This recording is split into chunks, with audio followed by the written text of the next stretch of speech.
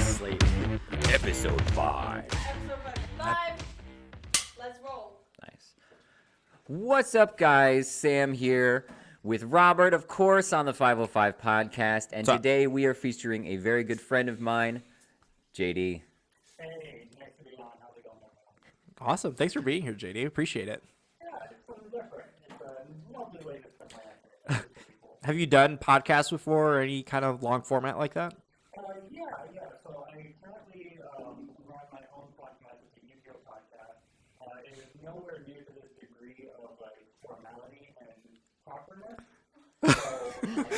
So this is definitely it's actually quite delightful. I like it. It's I a know nice. we got that high production value. Well, listen, you don't understand because literally, last week, Sam, we literally had a paper backdrop with uplighting, and that was it. Yeah, every episode we've added something new. It's been a growing process. And literally, I've been trying to get, because I understand that especially for the viewers, for people watching and stuff like that, even if it's just listening, that's fine. And if the conversation is good, that's what's going to carry it. But for stuff like on YouTube, and where do you post to typically? I post directly to Spotify and Apple Podcasts. Okay, there you go. So you don't do any visual then? No, I don't do anything.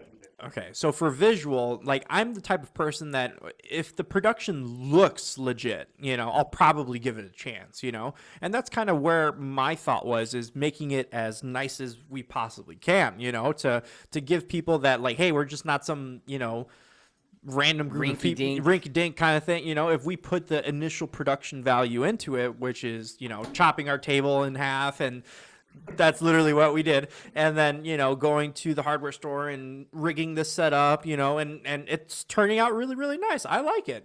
There's a couple more things I'd like to add to tighten it all up. But other than that, I think it looks almost complete. Yeah, we've got it narrowed down quite a bit. It's getting pretty precise now. Yeah. So I think maybe in the future episodes, it's going to be, but you saying that very proper and professional, that was like the greatest compliment I've ever gotten. So really it was pretty good.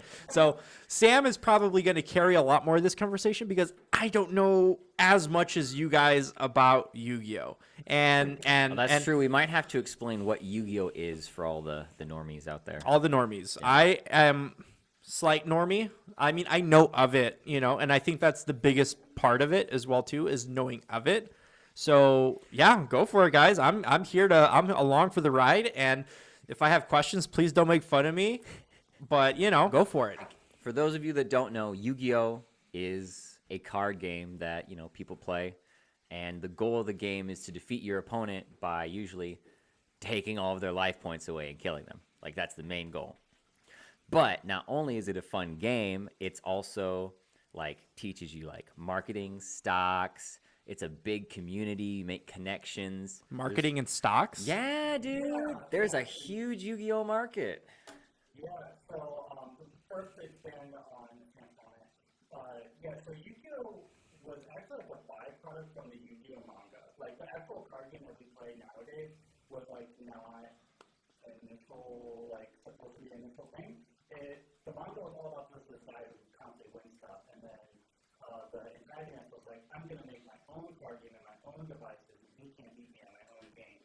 And sure enough, he still beats my own games. And then I think it was Bandai at the time. Yeah, Bandai, yep. They were like, yo, we're going to make this. And then that ended up being a thing in like 1997. And it was originally called, what, Wizards and Magicians or something? Something.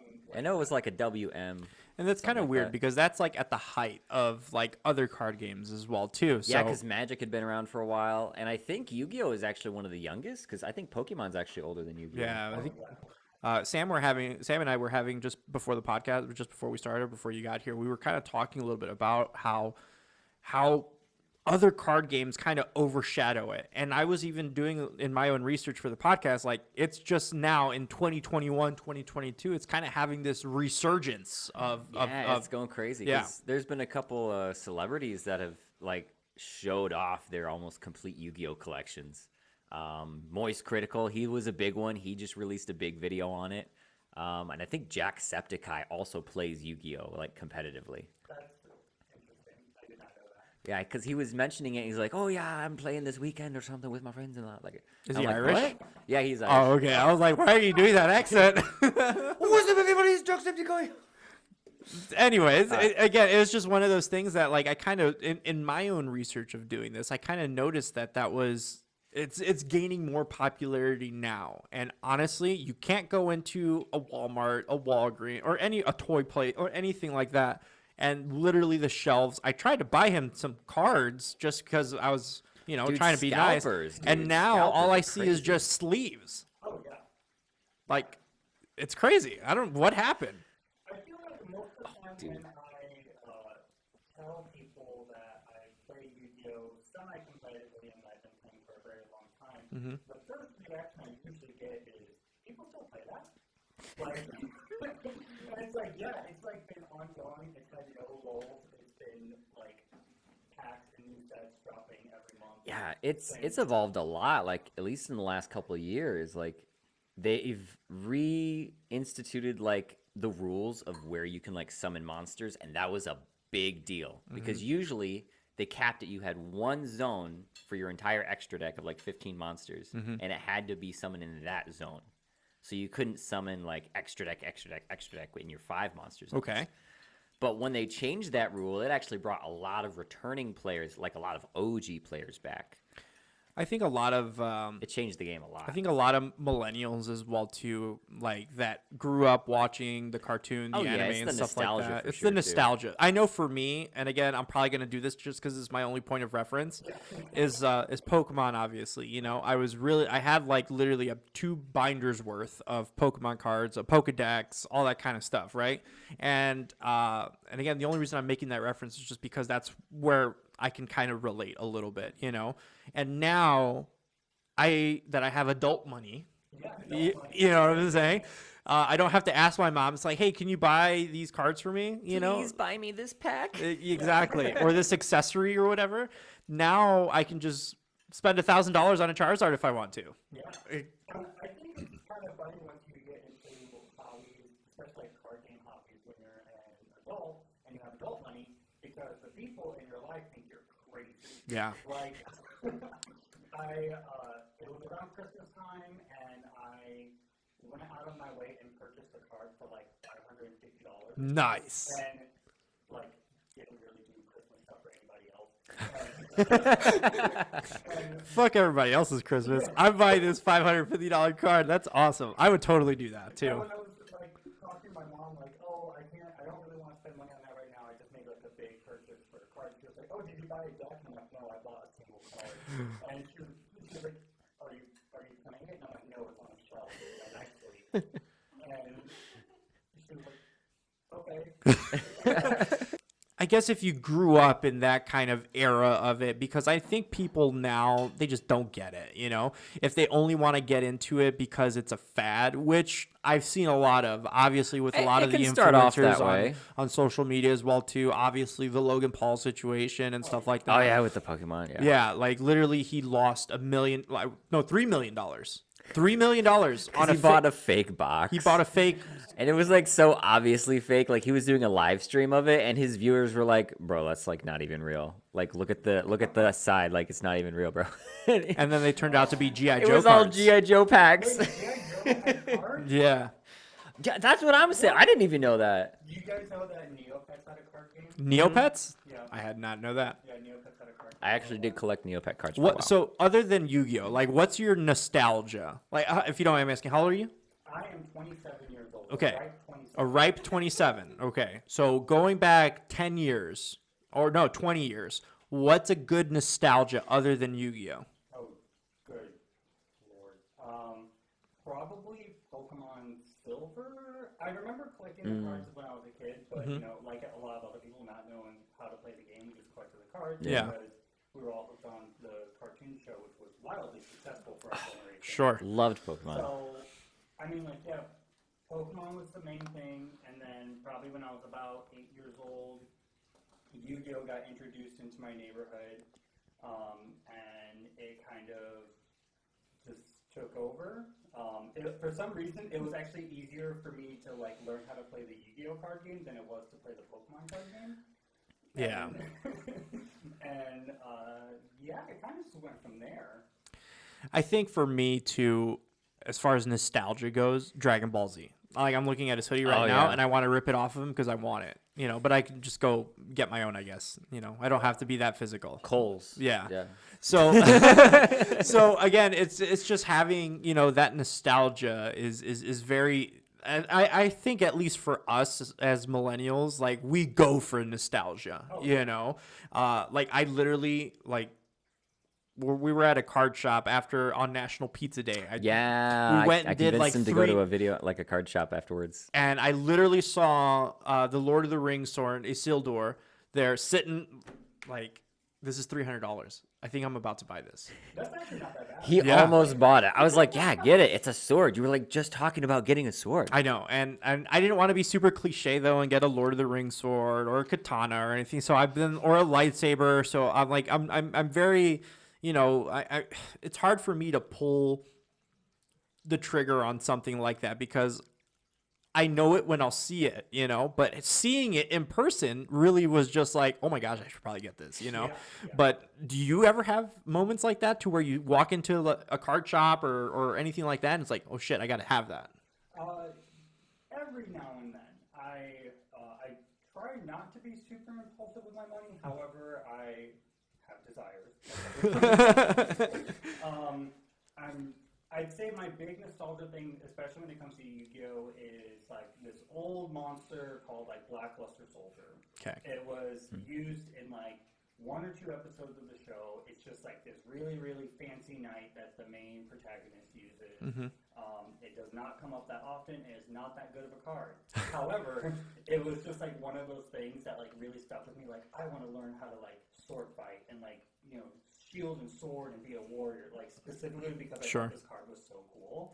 And so recently they announced. You know how they do like the Japanese figurines of stuff? Where it's like the really, really fancy figurines. I literally just bought a ton of them. So. Oh, yeah. So they did one for Blackluster Soldier, and it was, I think, like, initial price was like $225. Ooh. And it sat in my cart for like 3 days. I Oof. really had to like ponder. But if you really think about it, though, in 10 years, what would that be worth? You probably more than double. I would assume. I mean, especially if it only was like if it was only used in the show for twice, essentially, and it has to be worth something. Like, because since I'm into again Dragon Ball Z and stuff like that, like all of those older like figurines and statues and stuff like that, some of them go for crazy money. Like the one specifically of Goku and Vegeta in the first in the Saiyan saga, where they're shooting their special blast at each other. Yeah. So that one literally goes for $5,000. When I looked at it, what was this brand new? It was like $200. $200. I was like, oh my god. Like this is insane. Like I can't. I wish I would have been an adult earlier, I guess, if that makes sense, because I don't know. Yeah, that's cool too, because Konami, which is like the company that makes all the Yu-Gi-Oh stuff, they like just started doing a lot more collectible things. Well, that's good. Yeah, that's awesome. Like they have the full like platinum, like made out of like sterling silver blue eyes that you could collect. And that was a whole thing. That dude, their website got attacked by a bunch of bots. All these scalpers got every last one of them for $1,000, and then instantly on everywhere it's $4,000 and up. Oh yeah, it was the turnaround was minutes. Yeah, like people secured it, they took screenshots of the order in the cart, and then were selling it on the secondary market. Yeah. Do you feel like bots are more, especially? They're detrimental. They piss me off because one, they're monopolizing the market, and it makes it harder for every other regular person. Like, I was going to get one. I saved up enough money to get one, but I can't have it. I always feel like if it's terrible. something, because you're assuming that someone who had the time to create bots, all that kind of shit, right? And you're assuming they're probably into the same stuff that you're into. So right? Maybe card games, Yu-Gi-Oh, Dragon Ball Z. They can just understand the market and know that it's gonna blow up. So earlier he said something, and I was going to ask you about it because you the way your reaction was, it's like there's literally stocks have an influence on Yu-Gi-Oh, or Yu-Gi-Oh has an influence on stocks. What is that all about? Other way. Oh, Okay. It's Sorry. not quite stocks. So the secondary market for Yu-Gi-Oh is like you can buy stuff from like stores, Sure. like the packs and everything like that. Secondary market is where you buy like single cards. And Oh, things like that. gotcha. So when decks become very good, or something stands out, or there's an interesting text choice that is being used in like a popular deck on like the big tournament level, those cards will become more expensive. And when there's decks that are running over other decks and they're not performing that well, like those cards will become cheaper. And there's some people, especially in like the Yu-Gi-Oh community, who are very acutely attuned to like what is performing on the high tournament level, and they will kind of like buy cards when they're low, sell them when they're high. That's so crazy. Yeah, there's a huge market. I'm assuming at these high level tournaments, do you guys know any players off the top of your head? High level tournaments? There's quite a few. So I mean, Jesse Cotton is like the #1 player in the world right now. So say Jesse Cotton wins a match with a medium level card. It's not even like a nice card or anything like that, right? Are you saying that card will then be more valuable just because this guy is making? Does that have that effect? It could be like they could popularize it like that. And no. Okay. So it's one thing for somebody to just kind of like slap a card in and just see what happens. Sure. With the market, which has happened. But really, when they're doing deck profiles on a person, you like make the case of like, here's why this card was helpful to me because it stopped X, Y, and Z, and it enabled me to do X, Y, and Z. Sure. And then people were like, oh wow, this card is like actually busting, and then that will like affect the market. Okay. A good example would be that there is a very infamous card called Hockey 5-Racks. Okay. It is like the core center card for a lot of combos that use like a synchro mechanic, which is essentially summoning using like adding the levels together. Okay. Yeah. Tribute summoning, what people are Yeah. used to. And this card was, about like a month ago going for about like $40, $45. And then we had a large wide-scale event, and then we had like a remote large wide-scale event, and then there was regionals this past weekend. And that card went from $45 to $85. Wow. Yeah. It literally doubled. That's so crazy. And that happens all the time. Like maybe not to doubling, but almost tripling sometimes. Like it can be crazy what like a card from like 1997 and this new card comes out that can abuse its ability, and that card shoots from like $1 to $13 to $100. Like do you guys ever the grenade when Noble Knights were a thing? Oh, yeah, smoke grenade. Yeah, smoke grenade. Also Mega Ryza. Oh yeah, prior to Flunders. Mega Ryza was about $2, and now it's $55. What? That's so crazy. It's crazy. That's like 300%. That's so crazy. Way more than 300. It's over like 9,000. It's like over 9,000%. That's crazy. And that's what I'm saying. Like there's so much marketing knowledge that if you know and you have like the sources to get knowledge early, you can just abuse that and make a ton of money. So do you think people are in this hobby just for that? Oh, for sure. Like some of them are. Or art's a nice like cherry on top. There's like it's a little bit of back and forth. Like, can you tell? Like, it's like this guy's just here for the cards. And Some people you read hate them? trading with them because they will not like, yeah. Yeah, there's some people who you run into at the card shop, so you can tell definitely just binder grind, where they just try. Binder grind. That's a good term. I like that. Is when you try to like acquire a bunch of like high value cards to get like one binder that's worth a lot of money, and then sell that like all at once. Yeah. As like a collection sell. And so some people, if it's a high value card that's just been sitting in somebody's binder for like the past couple months, like, hey, I'll offer you 65% what it's worth, like better than it just sitting there. And the person will do that, and then after a while, that card might become more popular again, or might see some increases on it. And then once that person has like a full binder, they can sell that entire collection for like 90% because it's like a full collection. And somebody will. What's the most expensive binder that you've seen? The most expensive binder that I've seen is probably someone that's at our current card shop in Mishawaka. What's the card shop? Rivals. Shout out to Rivals Gaming. Yeah, Rivals Gaming in Mishawaka. And I want to say his binder was about $13,000. $13,000. Yeah. Like his binder. It gets up there. And it wasn't even like completely full. Like it was just like the cards he had were like $400, $500 each, things like that. He sold this, or is it still in his possession? I think he sold a good majority. Okay. So, I was about to say, right. if he got a check for $13,000 for his binder, that'd be a good day. That's a great day. And like you said, there's a lot of people that do that binder grinding where they're trying to stack their binders, have good cards. But I guess my real question would be, where do you guys fit in this? It sounds like, from what I understand, since I've known Sam for a little bit now, that he's very into the actual game, and he'll occasionally tell me that, oh, I'm gonna go sell this. So that's how I know he's not into like the money making part of it. He's really into the game part of it. Where do you fit into that?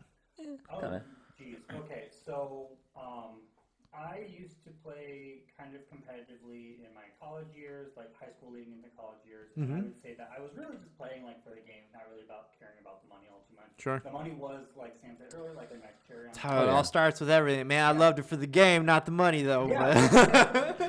Yeah, so that kind of leads into like, well, I'll let you finish that because there's. So Yeah. once I took a break from the game for a couple of years, and then I got back in about like a year and a half ago. Sure. And immediately, adult money. Yeah. Immediately was able to dive into the level that I wanted to dive in, with like the knowledge of like hard markets and things like that. And I play kind of like not top tournament decks most of the time, but whenever we have like a kind of big event, I'll switch to something a little bit more popular. Okay. Because things are on the line at this point. Yeah. Now, as like the money making part of it, this is a hobby. Yeah.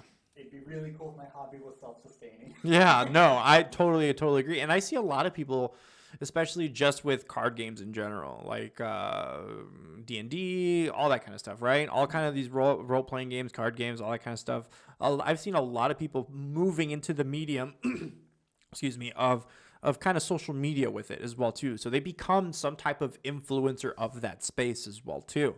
Yeah. I don't know any off the top of my head, but just, from the super duper crazy popular ones, obviously the most one, and this good thing or a bad thing, but he's a smart guy, like he literally brought the card value of Pokemon sky high just because his name was attached to it and he spent crazy amounts of money on it, you know?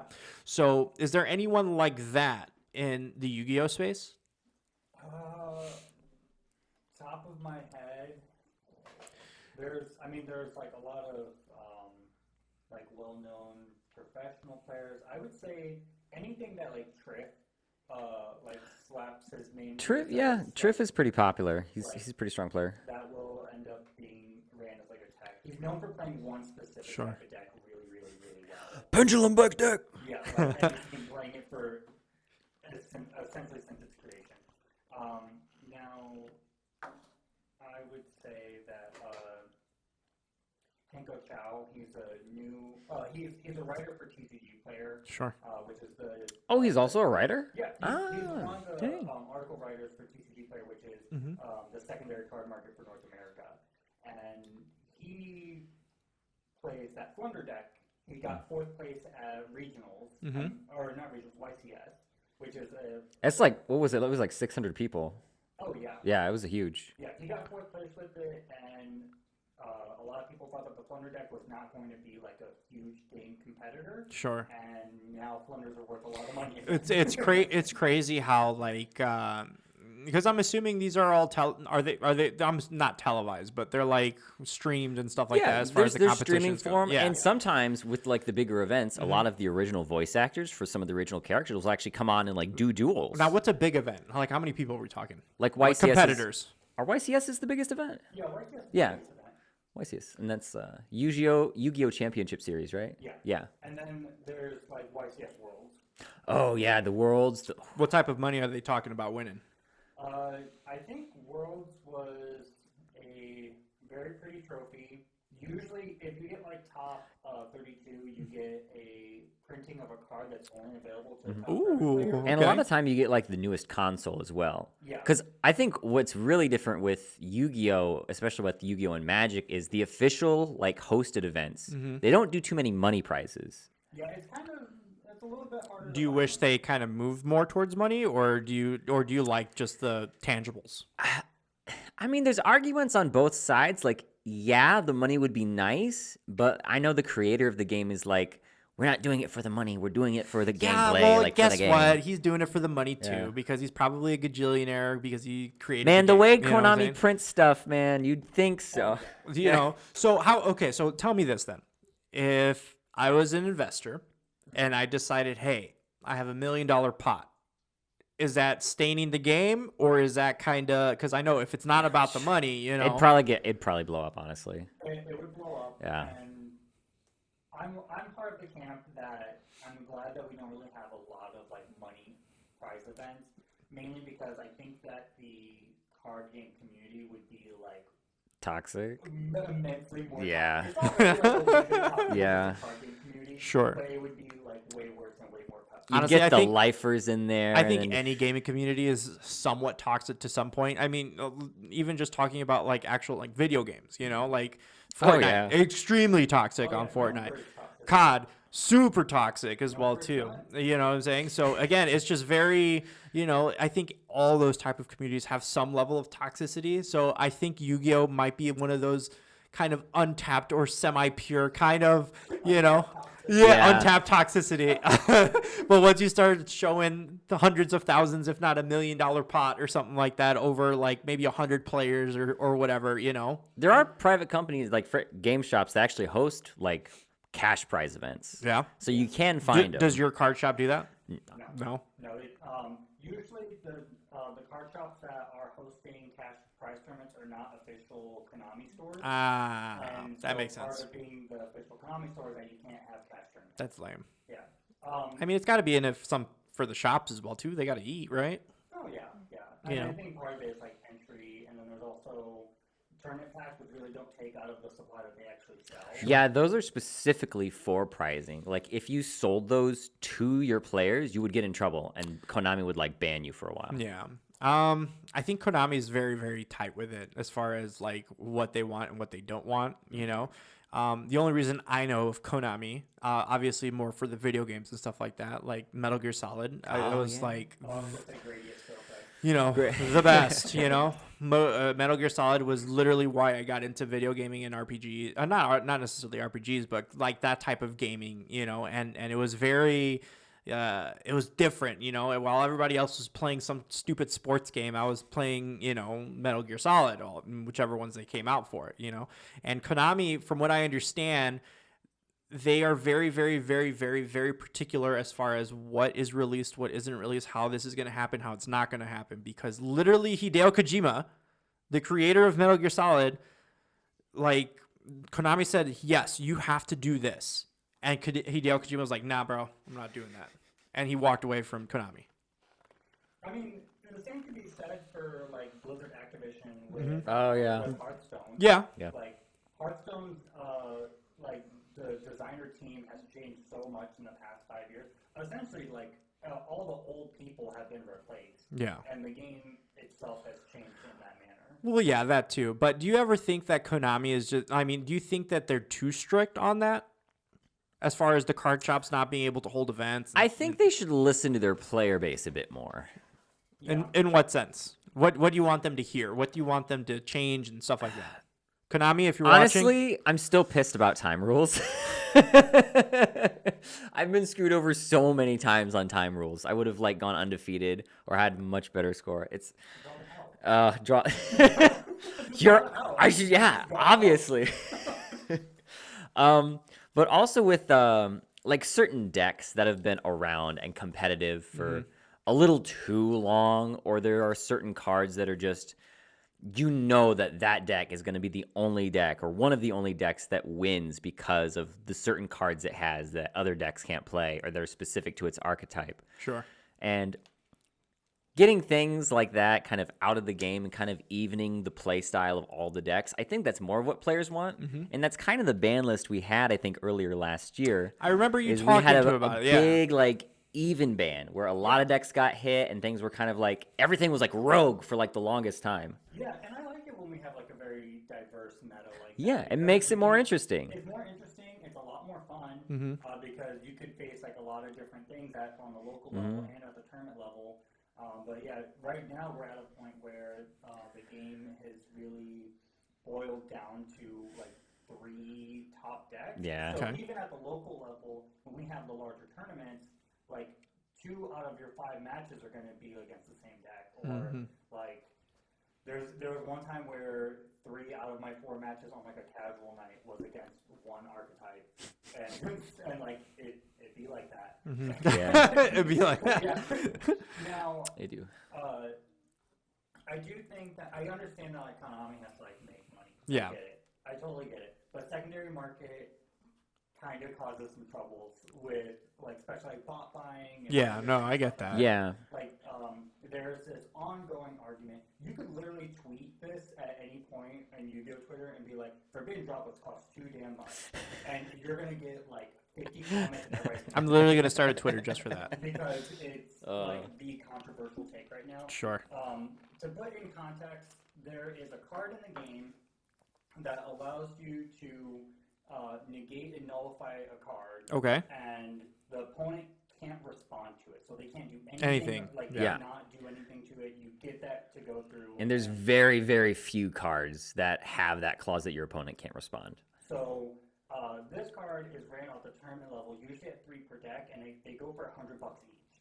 So you Minimum. Need, yeah, at minimum. So you need $300 at the basic level, and especially if you're like a rogue player who's not leaning into the heavy like popular strategies right now.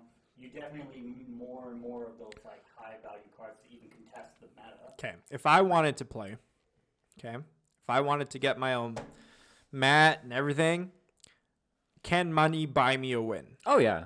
Yeah. At a certain point, I think Yu-Gi-Oh is Do I not pay I to mean, play. Can I know but the absolute basics and just buy all the best cards that are out there? No, because you got to know the other decks too. Okay, You have okay, to know that's fair. your I was just deck, curious. I don't know. and you have to know like that- all the other decks. My and what question they for do. that, my reason for that is like I don't know if some of these assholes are just buying all the good cards and having the best decks because you said like some decks like especially at high competitive tournaments you'll have some like 3 like really good ones, you know, and you have to eventually play those if you get far enough, you know. Oh, yeah, So it you know, if I'm a noob, which I am, okay, I fully embrace that, no problems, okay. Can money take me that far? Yes and no. As Sam said, no, understanding the meta will get you Yes. exponentially further. But there are decks in the game that really aren't that expensive that will get you to that high Oh. competitive level. Okay, there you go. Like there was right after, not it was prior to YCS, but one of the other bigger events. I want to say probably back in January. But Yeah. when they were posting the deck list and the estimated cost to build all the deck lists, there was like Tri-Brigade Lyralist, which was only Oh, like yeah. $400 in comparison to Kenny Sword Soul, which was like What? $1,400. Yeah, it was like 14, 15. And now, with the most recent YCS that happened about 2 weeks ago, the top deck that won was, people are just calling it 60 card pile because it is, you're using the max amount of cards that you can play. in Yeah, the you deck. can only have 60. Yeah, And it is just, there's no like overarching theme in the deck. sure. This person just slapped every powerful engine that's currently available in the game into one deck. And it got first place, and if you price that deck out, even with everything at like the lowest rarity, Sure. it is $1,800. Which I know for like a really competitive Magic player is like a drop in the bucket. Yeah. Dude, Magic is so expensive. Yeah, it I've blows heard. my mind. I've heard.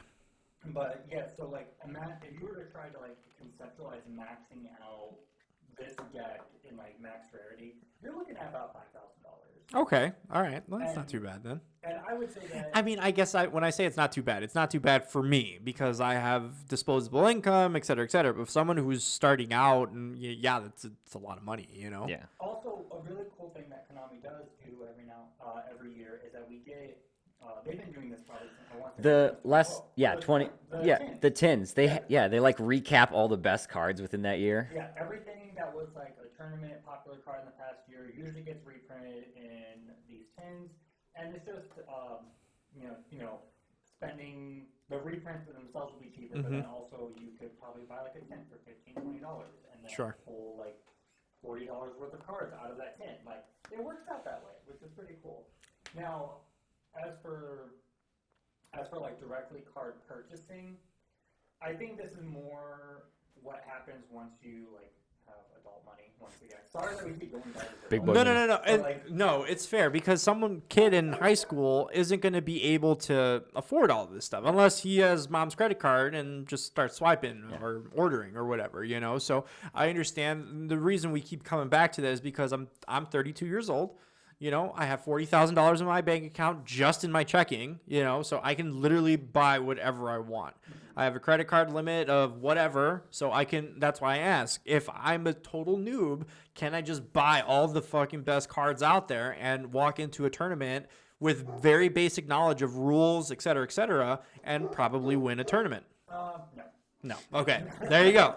So, But what I was going to say was, once you get to like the high value cards and things like that, I see it more as kind of like renting the card. Like if I'm, for example, that $100 card I was mentioning, Sure. that negate thing, Forbidden Droplets. Like I probably bought one for like $90 and I traded for another one, so I have two of them valued at $200. yes. I'll play them for a bit. I might get to the point where I realize, like, you know what, I really don't like this card. It doesn't fit with my play style. I just, it doesn't really help me as much as I would like it to. And then I can move those two cards for like $180, $200. Okay. And then at that point, like, I washed. And if anything, I probably converted some of the stuff that I traded for that first dollar Yeah, 'cause if into you- actual money. So that's another cool thing about the secondary market. Like the more you invest, you really just kind of start to hit this like even line where stuff does break even. Sure. Now, Yeah, because you can almost think of it as like a denomination transfer. Like, sure, like the card itself can go up and down depending on what it is, but it's like if I spend $100 on this card, I don't have $100, but I have a $100 card. Okay. and then you can move that $100 card. Yeah. Yeah. And you're back to where you were. Yeah. And you probably did decent at a couple tournaments. Okay. Again, I just don't know where. What's up? What's up, producer Sorry, Tabitha? I clicked my pen. Oh, gotcha. Again, being totally new, totally new to this whole card game, you know, and with very, very basic knowledge of it. You know, I just don't know what the limits are on something like that. I don't know what players are actually doing. I don't know what, you know, I'm interested. I'm interested to know like not the ins and outs, but like the very, you know, I'm interested in what you can be. You know, can you be a total, you know, tournament player? Can you be, you know, one of those binder grinder guys? You know what I'm saying?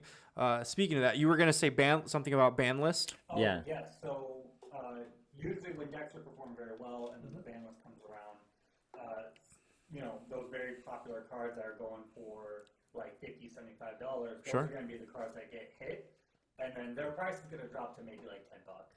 And then that's when you get to those moments where if you know that your deck is probably on the chopping block, you're smart to get rid of your stuff before. Yeah, that Yeah, makes sense. ditch it before it falls. Yeah. And again, with, you know, does Konami give you like updates, or it's like, hey, this might be banned, or Oh no, they they're don't just say totally random? anything until No? ban day. Oh, Yeah. shit. No Okay. hints, nothing. So this is kind of where those like Yu-Gi-Oh investors kind of like have like an idea of, you know, okay. So it sounds like you guys have like a nice little ecosystem of everything that's happening, you Yeah, know, it's- and you yeah. can have a place in at any point where if you just are a casual player, if you're a collector only, if you're a because in Pokemon, you're literally at this point in time, there's literally one thing you can do, and that's literally you could probably not yes. You can be the very best, and you can have the most expensive card. I think that's If you ain't first, you're last. you know. So I think that because that's kind of the flex right now in Pokemon is you can just buy the most and honestly, that's what intrigues me. You know, Like I've got my deck. what's I've got what's the most expensive card in your binder? Right now it'd probably be my playset of Ulti Imperms because those are about 250 each. 250 each. Yeah, and I play all three of those in my deck. What about you, JD? The most expensive card currently in my binder is my Starlight Red Eyes Darkness Dragoon. And Ooh, that yeah. is going for 400. Wow. Okay. Okay. Very Yeah. good. And it's like my deck, I've max rarity'd it now. I picked up my last Leela. Oh, nice. So I got all the collector rare for the main deck. And my total deck value right now is about $3,000. Nice. That's And awesome. It's a pretty good deck. It's not the best deck, but It's it's like a just- tier 2 deck. Do you ever see it getting into the stratosphere of Pokemon eventually? Like price-wise? Price-wise. Yeah. There've been a couple things. Like Yu-Gi-Oh isn't as popular, so I feel like a lot of the cards kind of like time wasn't as nice to them, so we don't have as many left. They weren't as popular as Pokemon. No one kept a hand on them as long. But we still have like some gems. Like what was the last like real gem we had? Was it that weird rarity of Cyber Dragon that sold for like $20,000 or something? Yes. It was like not Cybernetic Revolution, but it was like a set prior to the initial release of Cyber Dragon. That was. It was like a Target exclusive or something like that. Something like that, and A Target exclusive. So that means Target has made a little bit of money just by acquiring the rights to sell it there, or what? I guess because I mean, like the Target has exclusives with like pops and other expensive Yeah. Okay. or collectible things. And this would have been like 2005, 2006. Bro, there's not even like any Toy Stories anymore, bro. I remember KB Toys, and I remember that's where I would get all my Pokemon Now Toys cards. R Us is gone. Yeah, Toys R Us is gone now, Yeah. so they literally had a shelf for just cards or specific cards as well. Or, And now you or games now and you have stuff. to go to like either a specific card shop or like you have to go to like that one section in Target or Walmart or like go to GameStop to pick and up that cards. and those things are just picked clean and stuff like that to the Yeah. point where there's nothing even there, you know. And like last year was awful for like the vendors. Like the scalpers would like camp out at Walmart and like let each other know like, hey, they're here, and then they would just raid the boxes. Like it wouldn't even make it onto the shelf. 4.5 over 5 hours one day. Yeah, because she used to work at Walmart and she would see a And- couple of them and just I'll also sitting tell you there. this. I don't know if you guys know this, but they actually started stocking them at night because it was too dangerous for them to stock it during the day. that's Yeah. insane. So Yeah. the vendors had to come at night. Yeah, the vendors had to come at night to stock because it was too dangerous. Yeah. What's the highest? You guys have PSA gradings or I have a couple. I don't own But- any. PSA is kind of overwhelmed right now. what's the other BGS? BGS, yeah. Do you guys have any of those type of gradings in your binder? No. No, I don't like the concept of shipping off a really expensive card I have to a stranger. So. That you pay to have them say, "Hey, this is legit." Yeah. No, I can do that myself.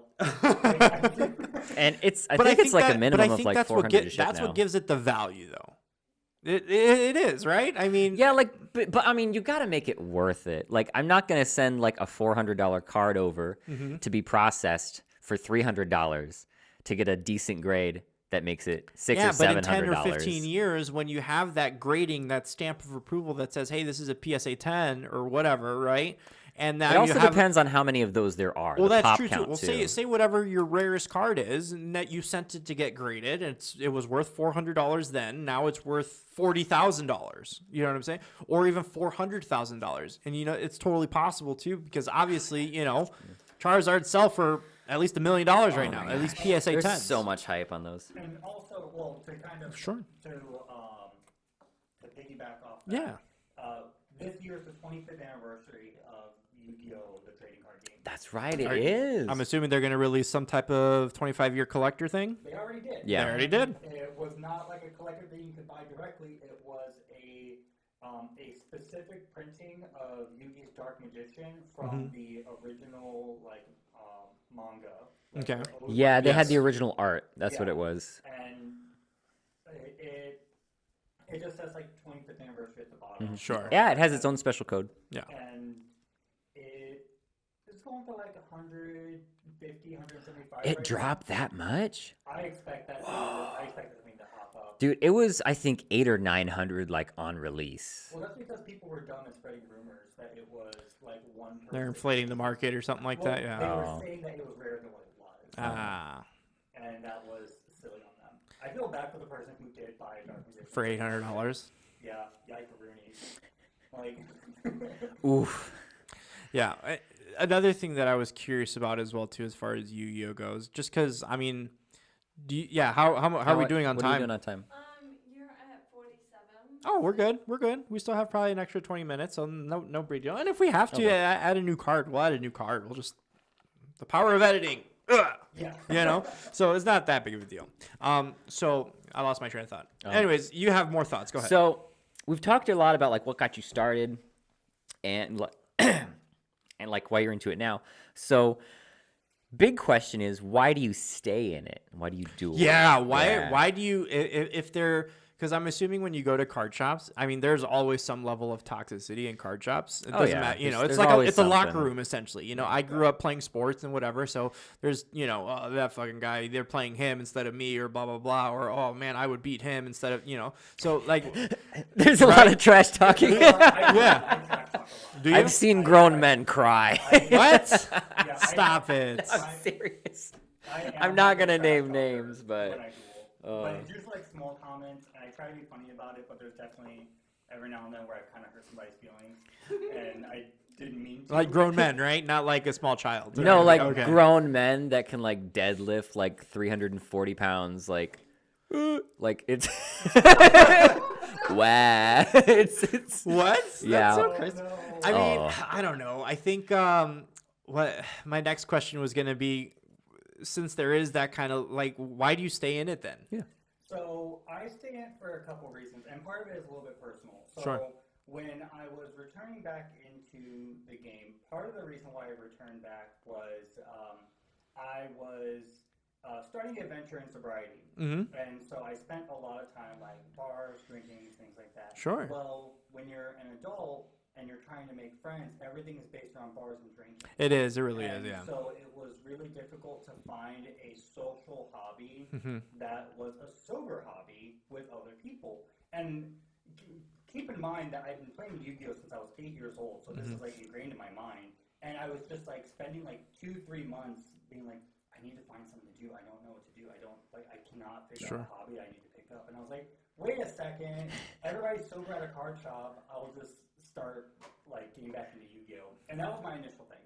Now, staying with the game, part of it is I'm a little bit of a binder grinder type person. Sure. I will like pick up stuff. Get I that pick up shiny books. cardboard. It's nice. I have like a really trophy story that I like to tell. I'll use that later. Okay. But like part of it is that it makes money for me. It's a little bit of like a social hobby. I grew up with like a family of like auctioneers and like antique sellers. So like the buying and selling of cars and is like The business end of that. Yeah. Yeah. it's very in my blood and I enjoy doing it. Sure. And also it is like I get to exercise my mind. Like I get to think about new strategies and new ways to play the game. When you think about how Yu-Gi-Oh is played in comparison to like Yu-Gi-Oh, to like Pokemon, Magic, and Hearthstone, to put it into context, like when you're playing Magic and Hearthstone and Pokemon, there is a set amount of resources that you can use. Yeah. Whether Yeah. it's your land or your mana or whatever, and you're trying to do as much as you can with that amount of resources. Yu-Gi-Oh doesn't have that. No, our So- ceilings can go crazy high. So really, Yu-Gi-Oh was a game of like, how far can I extend to just keep doing stuff and try to deny you the infinite resource? Yeah. And how do you break the rules? Because Yeah. And how do you kind of break and bend the rules, because there's mechanics that go around the initial like rules of the game. Okay. And I kind of like that because you have to be a little bit creative. You have to start thinking outside the box on like how a deck is going to operate and play, and I like that. I like the strategizing part of it. But I think that's also because I've played card games for so long that that's just like it's part of me now, No. unfortunately. And I get that part of it. I love the fact that, it helped you through sobriety as well too. I think that's a huge thing, just because a lot of people that are dealing with that, they don't know, they don't have there's an like- outlet. Yeah, no outlet. There's no outlet for it, Yeah, and I didn't want to do kickball. That was like, Oh man. sorry. No, I'm, If you do kickball, I'm so no, sorry. no, I'm good. Throwing shade on the kickball. I do not do kickball, so no, it's so no shade on me. Whatever those guys, I don't mind throwing shade, so it's whatever, So, but it's awesome that that it helped you through that process of sobriety. I think that's probably the best. That's at least from your story. That's my favorite part of it because then that gives it meaning to some extent, Yeah. So you can't just drop it. You can't just it helped you through a period of time in your life that really impacted you. You know what I'm saying? So that's awesome. I think that's just like my favorite part of the story. It was similar for me too, because I've only been in Yu-Gi-Oh for like 3 years, and honestly, for you to be only 3 years and you know as much shit as you do, I'm actually very impressed. So just saying that, just my note right well, there. thank you. Go ahead. But it's cool because I've been able to amass a lot of knowledge. I've had and sold like multiple collections. Like I was really into the binder grinding. I'm still into the binder grinding. Yeah, yes, yeah, I know. My biggest sell in one day was $3 grand, and that was just straight cash. That's awesome. And that was selling to Peter because he was, and that was like at like 70-ish 5% because Too many crickets. I had like a lot of meta stuff that I'd gotten like really lucky with my pulls. I had like a lot of starlights, and I think that was like right after I got all of yours, or no, I gave you my starlights. I've carried so many cards here and there. It's been crazy, but I've traded for like my current laptop, the Alienware. Mm-hmm. That's Yu-Gi-Oh trade. Yeah. Tabitha's iPad, I got it for her birthday. Yu-Gi-Oh trade. Yeah. My Oculus, Yu-Gi-Oh trade. It's Like, what? it's awesome because it's such a market. But I mean, I God. originally got into it because I was just like really depressed, like just in that season of my life. Yeah. And I wanted a community, and there was like nothing else to do in South Bend. And it's like I didn't like drinking. Are you from South Bend? Yeah. Oh, Right. okay. Yeah. Yeah. So, and that was going to be another segue is that community in South Bend, that card shop in Mishawaka. Well, it's pretty much right there, right? Yeah. Do you guys have a lot of out-of-towners coming to your card shop? Sometimes play? we do, Chicago, yeah. Northwest Indiana. No, Chicago? Not that far. Not that far? Oh, okay. We get people from like Kokomo, Benton Harbor. Yeah. Oh, okay. Gotcha. Some from up in Michigan, I think too. Yeah, Yeah. Kalamazoo. We get some people from like Goshen, Elkhart Mhm. area. Okay. Because it is like one of the main card shops like in our Midwest. Yeah. So, like, Now, is there a prominent card shop in Chicago? It's a big city, so I'm assuming there is. there's several. The biggest one that I know of is Emporium TCG. Because one, they do a ton of buying and selling. Sure. So I think that's something that makes them really popular. Mm-hmm. But they also hold Yu-Gi-Oh tournaments up to 3 times a week. Damn. So Tuesday, Thursday, and Saturday.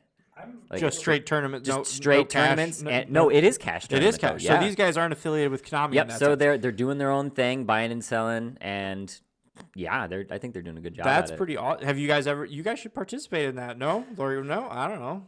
I mean, yeah, eventually it's just it's what's just the- 2.5 hours away. Okay, so what?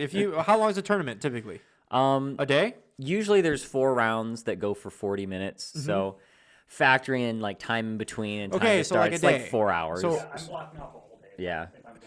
Yeah, get a hotel. Because you want to get there early to like trade and sell and do all that. Yeah, and just kind of hang Throw out your and shit deck like that. together. For sure. So you guys should totally do that. Is that something you guys would be up to? I mean, I want to do that personally when there's Are you guys an good? event Are you that I guys can good go enough to. to do that? I guess. Yes. Okay. Dude, yeah, these guys are blowing it up. I need to get better back in practice.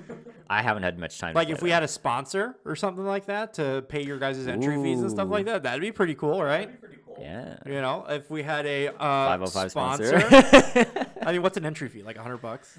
No, it's fee like is 20. Yeah, like $10, $20. Yeah. That's it? Yeah, that's it. I'll sponsor a whole fucking crew, bro. No problems. I Easy. will like use a playmat that has 505 medium. Can you get custom playmats like that? Yeah, custom playmats, That custom would be sleeves. sick. I'm totally down. If I hear it, and again, I'm always up, and this is the type of business person that I am. You know, I didn't know I wanted to make a podcast, but I want to try it, and I want to, and not that I'm doing this for business purposes, but I think this is just a way for people to get to know Sam, to get to know myself, to get to know just the things that we're all kind of into, because we're all into different shit, you know. Yeah. He's into Yu-Gi-Oh. I'm into, you know, all a bunch of different music, video games, all that kind of stuff. So Kevin's into reselling as well too. Like Kevin we literally resells just talked like a about this beast. in a couple other episodes as well. So there's a bunch of different things that we get into, and that's why this particular podcast is another outlet for us to just like talk about everything, you know. So I'm definitely okay with being able to, like, if you get you guys some custom mats or something like that, that'd be sick. That'd be dope. awesome. And then like, well, what's 505? And again, card shops need that. I can make that connection. I'm a salesperson at heart, I guess, you know. So if that was ever the case, then for sure, get you guys some dope ass shirts or something like that. That'd be sick. 100%. I'd totally be down. 100%. I think, Sam, you and I talked about it a little bit before, because we're We in the did. process of getting a venue. Yeah, and that was my main idea. Is we have like a 21 and up adult Yu-Gi-Oh at the venue, cash prize. No. We agreed it would be wristbands. Yes, wristbands. So you could have. Well, it was like The option. It's It was just the it was like a option. big entry, but you got unlimited Identify drinks. whether you're 21. It would be a big entry. It'd be like Yeah. a $200 entry. But obviously, a portion is for cash prizes, a portion of it is for food, drink, all that kind of stuff. You know, get some card shops to come out, you know, sell their shit, sell Yeah. their merch, sell, you know, trades, all that kind of stuff. I think that would be very cool to Kind have. of like not like a convention, but something like a smaller scale. Yeah. Yeah. Version of it. Yeah, because I don't need it to be huge. I just want it to be fun, you know? Like, I've done shit and lost money before. I mean, I'm in business, so I'm going to lose money, you know? I remember for a giveaway I gave away a PS5. This is when they were first coming out. So, like, I paid like $800, $900 for a PS5. Yeah, and I just now got one for myself. But either way, I gave it away. And you know? only sold like 5 shirts. And I sold like 5 shirts. So I didn't do it for the intention of making money on the merchandise or anything like that. I did it for the intention of like, holy shit, this guy's giving away a PS5. I wanted that reaction. A lot of the times that I do stuff, it's for reactions, like almost for the flex, if that makes sense, you know? No, I get it. So You'd fit in with the Yu-Gi-Oh community. 'cause- really? Oh yeah, because if people will flex a ton, especially if they've got like special dice worth like $500 Really? each. Yeah, That's a like, thing? Yeah. Who's the rich guy in your I would say There's, a couple. there's like probably 4 or 5 whales is what we call them. Whales? Yeah. Okay. It's- That's a term like Sure. overarching in like other Yeah, of course. yeah. money whale. So, yeah, I mean, once you get into like the weird like accessories start to rack up. Yeah. It's, like deck boxes, literally just a thing that carries your cards in, like can go for like $100. Yeah, that's actually what I've started reselling more of is deck boxes. Yeah. Those seem to go way better than any like random card, That's unless super it's like cool. peak competitive card. So it's like when you buy, like think of it like this, like when you buy like the fancy deck boxes, not these $100 ones. They're like $20, and they'll be good for a couple months, but you'll start seeing some tear on them. Yeah. And at some point, you're gonna have to get a new one anyways. So, getting one of these like $100 ones that's like it holds like your dice, your deck, a side like your side stuff, whatever else Sure. you're carrying that day, and it's like it's compartmentalized and it's nice. I am a very like I was not really big on them until I purchased my own recently, and it was like, oh my god, it's like a big day for Yu-Gi-Oh! Like it's Yeah, especially when you've got like $3, $5, $10,000 decks. Like you want those to be safe. Yeah. Yeah. No, that makes sense. So back to the trophy story. What Yeah. was that trophy story? Oh yeah, so I guess this is also like the most I've made in one day. Oh, okay. As well. Ooh. This was back in July. We had a set that released called King's Court, Okay. and I was trying to just like pick up stuff and make money that day. Usually, the best time to buy and sell cards is going to be the day of launch. Okay. If you're like acute with the market and you know what's going to be like popular, you can just kind of flip stuff. Sure. And I think I spent about $160. I priced 2 boxes to open up packs. And by the end of the day, I left with like $750 in my pocket. And I had most of a deck that I was wanting to build in max rarity. built that day, valued at it was about like 1,600 right off the bat, and I just like acquired all of this in one afternoon, and it was so funny because like I'd show up to my teammates like, look, I just picked up this card, and then I would leave, He was go just do a doing that trade, all day. and then I'd come back, and I'm like, so I traded that for this, this, and this, and they're like, oh, all right, and then I left again, and I come back, and I'm like, okay, so I moved this, this, and this, and I picked up this as well. And it was just like I was just on that. That's- like, that- grind. Just You turning know- that paperclip into a house scenario. It's crazy because I think I recently came into one of those, myself, where like this guy was selling a bunch of his shit because he wasn't doing this media stuff anymore, and literally I picked up a $5,000 camera for like pretty much half off at that point. So it was super. good, It feels so good to like get a good deal to plus. 100%. But it's like that's one of the reasons I love Yu-Gi-Oh, and I've been in it for 3 hours. How much It's are you just guys so much into the anime, like the show anime? First season, that's it. That's it. The movie, but only with the original characters. Like that's it. I'm not into Zexal, like anything else. What about I you? like a couple of the series. Like I like the original. I grew up relating a lot to GX, which was the second generation of Yu-Gi-Oh, because that was like the one that was more popular when I was. And I literally was talking to him about like some Yu-Gi-Oh conspiracy theories. And I was gonna kind of play. I was gonna ask you what your thoughts are on some of these. Like this one shows, this is like the show intentionally doesn't play by the rules. Yeah. Yeah. And it'll like release cards that were played in the show, and they won't do like anything close to what the cards in the show did. Yeah. There's a couple of classic moments of that, but I think that's also like when you understand the concept of like Sure. the original manga, how it's like this person can just kind of win at everything, no matter how it happened. It's kind of like a one punch man. They've always got the Yeah. card for the situation. So like a good example of this is some, I don't know, I think it's like a protagonist is arguing with some bully or something. Sure. And then, Millennium Puzzle thing starts shining, and we're now in a shadow game, so somebody's gonna die at the end of this. Oh God. And so it was really boiled down to like we're gonna roll a dice. First season of Yu-Gi-Oh was hard. That was gonna be my next one. The Millennium Puzzle keeps Yugi winning. Yeah. Mhm. Yeah. No, That's literally its ability. Like, yeah. Yeah. So bully rolls the dice, rolls a 6, and they're like, how are you gonna beat this? And Yugi rolls the dice. The dice splits in half, so it's the 1 and the 6. What? Like, Then this one is like this one says the duel between Yugi and Jaden never happened. If you guys have watched that part. I'm not up on Jaden because I think he was in Zexal, right? Jaden? yeah. No, that's right, because he was like the one right after the original series, right? Yeah. So the duel does happen, question mark. There was some, so the last season of Yu-Gi-Oh! GX never aired in the US because somebody forgot to censor the word fuck. Oh shit. Like, He said fuck. Yeah, it was like you fuck with my feelings, and then like a bunch of parents complained because everybody already thought that the show was about witchcraft. So then it was like that happened, and then the last season got. Oh yeah, my mom made me burn my whole collection. Like when I actually had cards in like 2006. Yeah. I had this aunt, and again, this is on more the Pokemon thing, where like he explained that it was pocket monsters, but they shorted it or whatever, right? Conservative moms. Conservative moms were just like, or my aunt, and that you're not stepping into my house with those cards because they're demon monsters or whatever. I'm like, okay, you crazy person. So My parents loved the fact that I played Yu-Gi-Oh! Because it taught me how to read and it taught me how to do math.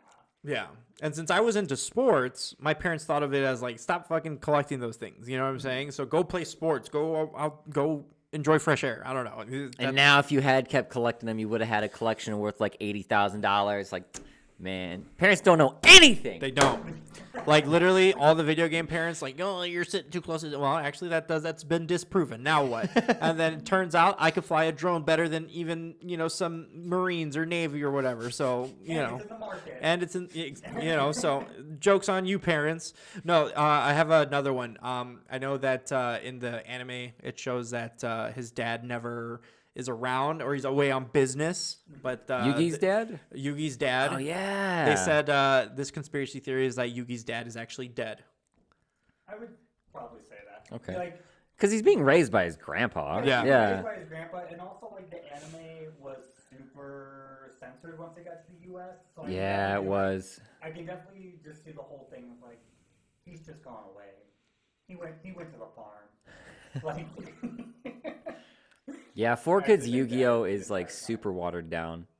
They say if you want to get like the true story, you have to read the original manga because the original mangas are dark. the mangas really don't follow a lot of the anime. Like, it's completely different story. Well, yeah.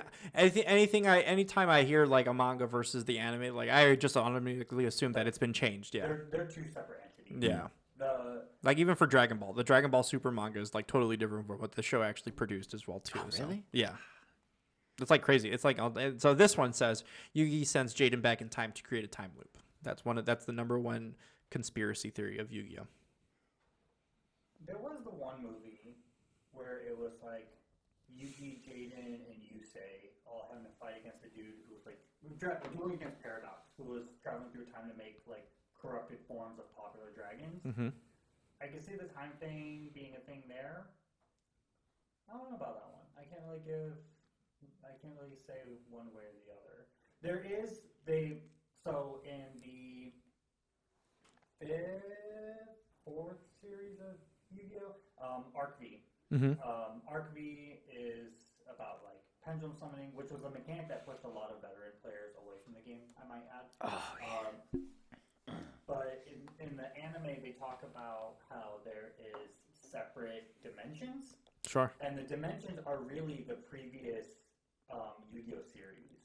So like the fusion dimension is Yu-Gi-Oh GX because fusion summoning was the big thing for GX. The Exes dimension is Zexal. The Synchro dimension is 5Ds. And so What's Yu-Gi-Oh 7's Link? Yu-Gi-Oh 7's is Rush Duel. Reigns is Oh, Link. that's right. Brains is Link. Yeah, Reigns is pretty cool.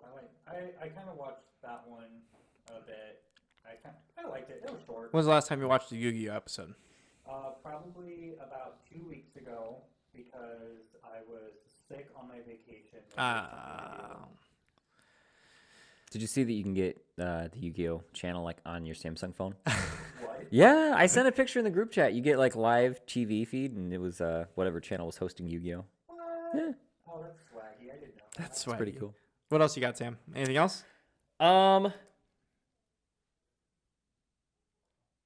Oh yes. So there was this point. This also happened. I Talk think to the mic.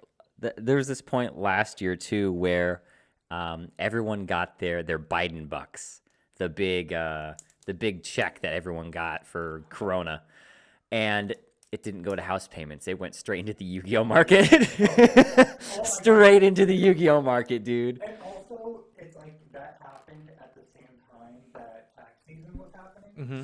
So, Oh, yeah. And like around tax season, like the Yu-Gi-Oh secondary market already jumped up because everybody just like Yeah. money to spend. So then you slap on everybody getting an additional like $2,000, and there was some cards that like droplet card I mentioned Sure. earlier in the episode. That card was going for like $180, like per copy. Yeah. And it was just. It was nuts. Silly. And everybody knew, like everybody was completely aware that like That was gonna happen. This, Well- we're getting this $1,500, man. We're spending it on this. Well, also like everybody knew that this was just hype prices. Yeah. And give it like 2 weeks and it was gonna drop. But Yeah. people were still buying stuff. They were still selling stuff for like $100. It's all about. It's it all was about pretty the steady right for, then and like, there. Almost 2 months, I want to say. Yeah. Yeah. Cards. For some cards, yeah. Other stuff died off more quickly, but yeah, it was nuts. How would you feel if like a big influencer like let's say Logan Paul or KSI or something like that just got super into it and now prices are like just skyrocketed at that point? I would like to see Logan Paul on a live stream duel at a big event. Well, he doesn't even That would play. be He awesome. doesn't do that though. He can learn. He's all about the flex as well. All you have know? to do is read the cards. That's I know. that's the whole game. Just But read the cards. even if that's the case though, like this is the guy that took a bunch of Game Boy Colors and made an acrylic table oh, out of I it. remember that. Oh yeah, yeah. I saw a TikTok So where the guy he's a friend of the guy that custom made those. Yeah. And he's like, I hate Logan Paul. My friend made every single one of those, and now they're ruined. The acrylics all in the buttons. You're never gonna get that out. And he was so mad. bro, like I mean, Just trashed him. But I'm like, whatever. It's Logan Paul. does He's- that? I mean, do you guys have like that innate? I don't want to say fear, but innate worry that one day one of these super popular influencers or actors, celebrities, whatever you want to call them, right, is just going to hop on the bandwagon and just because they're attached to it, now all their followers are going to be doing it and this, that, and the other, and now the demand is going to be super high for it, and you guys might win at this at some point. No, like I have there was like two initial thoughts off of that. Sure. One is I'm always welcoming of like more people getting into the game and into the community. Okay, it is a community. That is a good thing. First I and will foremost, say that, it is a community. Yeah. It is very community fostering. Sure. So I'm definitely going to rank up a lot higher at the tournament players because I'm just going to be slaughtering these like new people coming in. Sure. Actually, a really like an amazing example of this was Konami released Yu-Gi-Oh! Master Duel, which ended up being a phenomenal hit. It was essentially an all-platform game of all the Yu-Gi-Oh! Cards. Yes, we finally have an official simulator. Yeah. Okay. So you have a bunch of like OG veteran players return to the game, and it was like an ongoing meme for like the first month of Master Duel being released because you have these people who are like, I played Yu-Gi-Oh! As a kid, and here's my Blue Eyes White Dragon deck, and they're getting stomped on. I know. for, like, 5 As soon as you weeks. said that, I don't even know shit about it. But then, like, that's all. Well, okay, then And they're like, what do you mean that you can stop my summoning? Yes. Anyways, I don't know. That's why, like, I don't know how inclusive the community is. If the community is like, yeah, come on down, we have no problem whooping you for like the first year or whatever. But at the same time, though, Oh yeah, yeah. I would be kind of pissed off where it's like, bro, you're just some fucking rich dude in California or Puerto Rico now. He lives in Puerto Rico, so he doesn't have to pay taxes. You're just some rich dude that you don't even play the game. You don't even play it. You don't care about. You just care about the flex at that point, and that's fine because in your community in and of itself, you have people like that. But guess what? They probably still play the game to some extent, and they interact with the community. I highly, highly doubt if a huge influencer like that, like Logan Paul has done for Pokemon. Logan Paul didn't do anything for Pokemon. The only thing he did for Pokemon is people who had these rare, super rare cards, PSA graded, BGS graded, 10 cards, they just got to reap off of them, so I don't know how that would affect you guys. So I don't know. I was just curious to know how you guys feel about that, if something like that ever did happen, because it's possible. It's possible. You don't know. I mean, at this point, I've sold off like the bulk of my collection, so it's not going to help me at all. Sure. But I don't know, having a celebrity kind of come in and popularize it, I guess it would depend on what they do. Because if they just like come in and they're like, look at me play this game, it's so dumb, I can't even win. All these people are such nerds. Like, I don't think that would be, encouraging. No. But like if they came on and like they were just like, I'm gonna spend $1,000 and get the best deck and we'll see how I do. Yeah. Like something like that could be kind of fun. But I don't know if there's anything specific they could do to kind of like just boost the game up.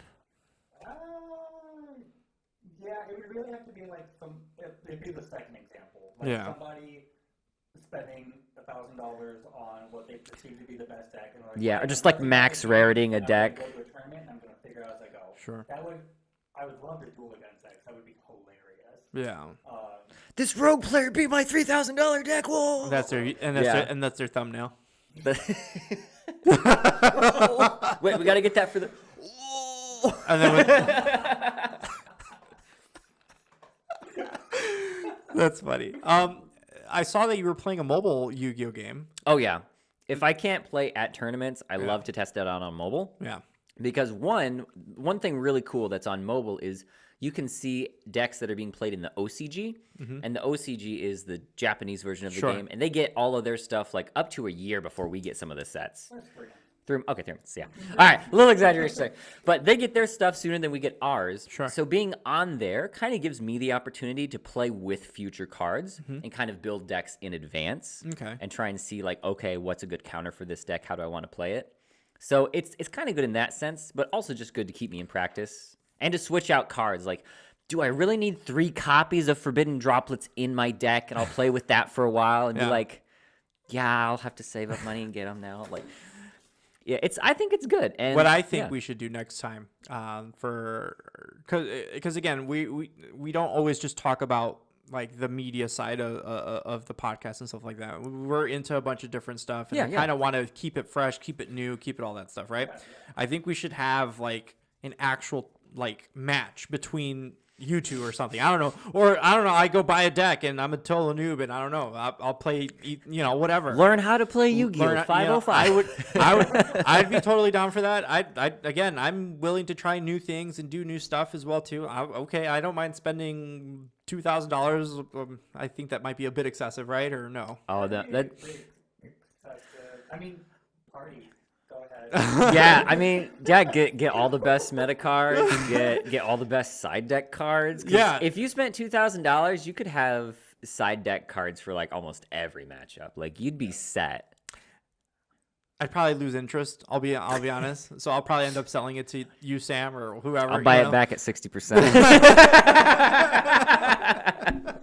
So, and I would probably be like, yeah, I don't give a fuck, take it. Or I don't know. It's not that I'm like that with money. It's the fact that like I'm willing to do something to just try it out. And if I don't like it, then, There's a steep learning curve though. and that's fine. I'll Like- watch a couple tutorials on YouTube or whatever. I don't think I was anywhere decent at the game until like a year after. Really? Yeah, like You don't think I could just like be hyper focused on it and be good in like 2 weeks? I think you could get there. There's You could- definitely, yeah. like, decks that are- I mean, you literally just said I just have to read the cards, right? Yeah. Okay, There's so simplified- like, there's Yeah. decks that their whole goal is to make a simplified game state, and then you just control that game state. Sure. So like you don't have to do all the crazy wombo combo stuff. You just yeah, have to that's make sure that's they can't do yeah, and that's why Yu-Gi-Oh is awesome because you can be a new player and completely wreck people just for no reason, just because you have the outs or you have the control.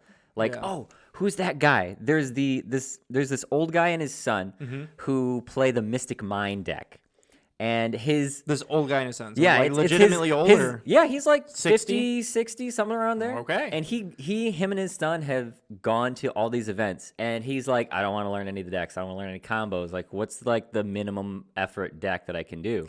And he's like, oh, play Mystic Mind. All you do is you keep this on field. They can't attack. They can't activate effects. And then you just burn them with damage. You see, I think I'd be a little bit more into it than that. I think I'd be a little bit more because I can follow directions, yes. I can read the cards, yes. But I don't mind like looking up a couple tutorials or strategies on YouTube and stuff like that and playing those out as well too. So, so I would be totally open to have like a little match or maybe have JD on my side as my handicap and there we go. and see That works. but he has to use my deck and stuff like that. So, so that'd be something pretty cool. I don't know, or maybe you could be on my side or whatever. It doesn't matter, but it's to make it different, it's to make it interesting, and I'd be totally down for that. 100%. Nice. But anyways, I think that's all I got, Sam. What do you got? Anything extra? For me, what else do I have? I like that my name is just at the bottom. It's Like, are we just gonna talk about me? I hope not. no. We can. it's- You want to get into it? No. No, Okay.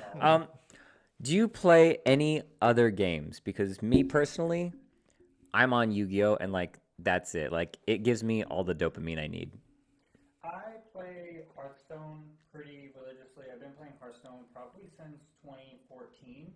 And that one's a pretty easy game to get into. It's definitely like a simplified, watered down version of Magic. But I like it because the concept of Hearthstone is like, as Magic players are probably going to understand it, like trading value and card economy. And that's what some Yu-Gi-Oh decks are, is that trading one-for-one value. Yeah. And those are kind of more the decks that I lean into. So sometimes I take the brainstorming and strategy building from like Hearthstone and try to apply it to Yu-Gi-Oh and vice versa to kind of like just expand what I'm able to do and what are like different routes of play that may, Sure. not drawing that out, but creating new outs. Yeah. Like I like doing that. I tried doing Magic for like a week. That sucked. I could never get into the Pokemon card game. I just did not. Oh yeah, I didn't do anything more than collect them. Yeah, that's same here. So I think my last question would be, and then we could just wrap up. No big deal. What's your podcast about? Like, is it just strictly Yu-Gi-Oh or anything like that? Yeah. So I run this podcast called Set 5 Pass, and I started it back in July of 2020. We're in 2021, and Originally, it was that since I do so much research on my own end, and I'm like constantly thinking about new stuff and like conceptualizing like deck building and thinking about new sets and stuff like that, it was like I could ramble this off to my friends all the time, and they would get super annoyed with me. Or I can ramble it into a microphone, and some people who are actually like wanting to listen will listen. Yeah. So No, and I think that's such a niche kind of thing as well too, that the people who are looking for that specifically, they will listen to you 100%. yeah, and I didn't want to go like if you go looking for Yu-Gi-Oh content, most of the content's gonna be found on YouTube. Yeah. because Yeah, people are that's- gonna want the visual like deck builds and things like that. We call them Yugi tubers. Maybe we'll do that. Maybe we'll do a podcast episode on here for you, Sam. Like, what's your deck build and what's your deck build? You know what I'm saying? And what do you recommend for a newbie like me or some shit like that? I think that would be pretty cool too. I'm open to ideas. And Honestly, all I kinds of think different the first thing any new player should learn is timing stuff. and learn all about your phases and what happens during each phase. Hey, Because I'm down. I'm ready to learn. those are some huge, Take me on this huge journey. mechanics. Okay, you're taking me on a journey now. Okay, but yeah. So how long have you been doing the podcast for? July of 2021. 2021, okay. I do an episode each week, and I usually try not to do like the deck profile stuff because if you want a deck profile, you'll just go. to Yeah, YouTube. yeah, So yeah. I try to do more of like, here's this new set coming out. Here's a breakdown of this deck and how it's played. Sure. And like, here's some cool things that you can kind of toss in if you're thinking about playing this deck. Okay. Even so much as like talking about like Yu-Gi-Oh news, new product stuff, what's like how is things going to change once we get new sets that drop. Just kind of more of the stuff that isn't just your typical like, here's this deck that got first place at locals. Like, there's a billion of those videos. I'm No, not gonna do that. and that's fair. You know, it just depends on what you're willing to put out as well too, and just what we're willing to put out as well. You know, I think Finding your niche is important. 'cause 100%. I've only recently found mine. I've started making a ton of custom cards, and now in my Discord, I've just got this huge Orica community. They're just like, "Hey, what's your newest go. advice for this? What's your newest advice for this?" There you And, go. Yeah, So you just got to find your niche and find that And community. It kind of like formed on its own. Yeah, it's like because I only had Yeah. like 2 or 3 videos, and they're like, more. And it really just formed like organically. Like a lot of people were coming in for like, how do I do this? What's going on? Like how do I? It was like, hey, this is working out for you, bro. And I like never get comments, so as soon as someone comments on my channel, I'm like, "Oh, sick! I got a comment!" And I like instantly answer it, like no matter what I'm doing. Yes. Well, anyways, we'll make sure you get us the link to that, and we'll go ahead and put in the link in the description of this one as well too. I mean, by no means do we have any type of following whatsoever, but honestly, a lot of our on the stuff that we actually do, like weddings, events, all that kind of stuff, like a lot of the people that There was even a There's a couple Yu-Gi-Oh that player. Yeah, he was talking about Yu-Gi-Oh. I'm like, "Oh man, I wasn't even there for that one." honestly, I wish would've you would told have him brought right there. I was just gonna say, and he honestly, the guy seemed like the type that he would carry his binder with him at all times. Yeah. So Yep, because if there's an opportunity, it's going to be real sad if we don't have it. so yeah. I mean, like we had a camping trip and we had our binders and we were trading like, There you Wait, go. what- It's nighttime and we're looking at each other's binders like. With flashlights. I think that was that after my wedding party? Yeah, that was after my wedding. We went out That's camping. But anyways, all right, cool. Let's go ahead and wrap it up right here. And until the next time. Yep. Thanks, Sam, for Yep. bringing JD. JD, thanks thank for you so coming much. out. We'll go ahead and link your podcast Down below. in the description. And thanks for watching. I know this is a little bit of a different episode, everybody, but we're gonna Behind the scenes of we're the just we're just gonna keep doing stuff like this because this is the stuff that we like to do. So thanks again for liking, subscribing, watching, listening, etc., etc., etc. Don't forget to hit that bell icon for notifications on new videos. Peace.